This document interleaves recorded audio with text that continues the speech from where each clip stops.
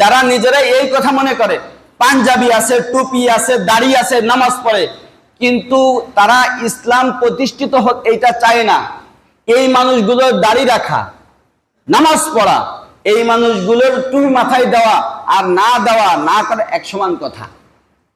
কারণ হলো, আমি এই কথা বলতেছি না যে আপনি দাড়ি রেখে ভুল করেছেন, দাড়ি তো অবশ্যই রাখতে হবে। আবু জেহেলেরও দাড়ি ছিল, জানেন আপনারা? আবু জেহেলেরও দাড়ি ছিল, কিন্তু সে তো জাহান্নামী।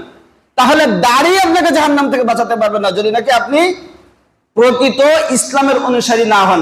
আফাতুমিনুনা বিবাদিল কিতাবি ওয়া তাকফুরুনা বিবাদ। আপনি মনে করতেছেন যে ইসলামের বিধানের কিছু অংশ আমি মানব আর কিছু অংশ আমি মানব না, এইভাবে আল্লাহ তাআলা আপনাকে ক্ষমা করবেন না, আল্লাহ তাআলা আপনাকে ছাড় দিবেন না।